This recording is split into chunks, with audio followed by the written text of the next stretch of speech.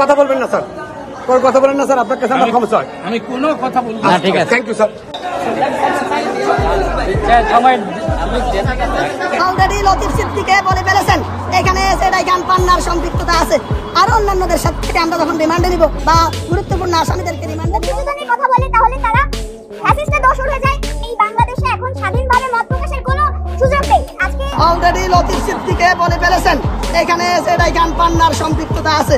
আর অন্যান্যদের সাথে আমরা যখন রিমান্ডে নিব বা গুরুত্বপূর্ণ আসামিদেরকে রিমান্ডে নিব, তখন সেটাইখান পান্না সহ আরো অনেকের নামও উঠে আসবে এবং এই বাংলার জমিনে এই মীর জাফরদেরকে ধরে এনে আমরা ইনশাআল্লাহ বিচার করব। ধন্যবাদ। বিশিষ্ট অধ্যাপক, ঢাকা বিশ্ববিদ্যালয়ের আইন বিভাগের অধ্যাপক সহ আরো অন্যান্য সম্মানিত ব্যক্তিবর্গ, তাদের সাথে ওপেনে মব করা হলো এবং তাদেরকে লাঞ্ছিত করা হলো, তাদেরকে আঘাত করা হলো। যেখানে এই যে আঘাত করা হয়েছে তাদের সাথে, সেখানে মূলত ক্রিমিনাল অফেন্স হয়েছে তাদের সাথে 325, 323 এগুলো হয়েছে তাদের সাথে, তাদের মানহানি হয়েছে এবং যেখানে তারা ভিকটিম হয়েছে, অথচ তাদেরকেই আবার কোর্টে এনে গ্রেফতার দেখানো হচ্ছে, তাও আবার সন্ত্রাস বিরোধী আইনে। এখন যে কোনো ব্র্যান্ডের পুরাতন এসি বদলে নতুন ওয়ালটন এসিতে উপভোগ করুন 25% ছাড়।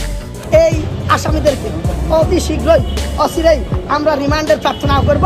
এই আসামিদের রিমান্ডের মাধ্যমে জানা যাবে তাদের এই ষড়যন্ত্রের মূল হোতাদের মধ্যে সেটাইখান পান্না, মেজবা কামাল, ডক্টর আনোয়ার হোসেন সহ যাদের নাম তারা আদালতে বলেছে, এরা সহ আর কারা কারা আছে এটা তারা অলরেডি আদালতে স্বীকারও করেছেন কারা কারা আছে। এবং আমরা বলেছি যে এদের অর্থ যোগানদাতা, এদের মূল যে থিম মেকার, মূল পরিকল্পনাকারী এবং শেখ হাসিনার সাথে এদের কি কি আলোচনা হয়েছে, কি ষড়যন্ত্র হয়েছে, সেখানে বহির্বিশ্বের কোনো হস্তক্ষেপ আছে কিনা, বহির্বিশ্বের কোন কোন দেশের গোয়েন্দা সংস্থা এদেরকে প্যাট্রোনাইজ করছে, এই সমস্ত বিষয় আদালতে আমরা উপস্থাপন করেছি। তারা কোনো ধরনের সন্ত্রাসমূলক কোনো কার্যক্রম করে নাই। বর্তমান বাংলাদেশের পরিস্থিতি এমন যে কেউ যদি মুক্তিযুদ্ধ নিয়ে কথা বলে তাহলে তারা ফ্যাসিস্টের দোষর হয়ে যায়, তারা ফ্যাসিস্ট হয়ে যায়। কারোর কোনো এখন স্বাধীনতা নেই। বাংলাদেশের যে কনস্টিটিউশন, সেই কনস্টিটিউশনের 39 ধারা অনুযায়ী এই বাংলাদেশে এখন স্বাধীন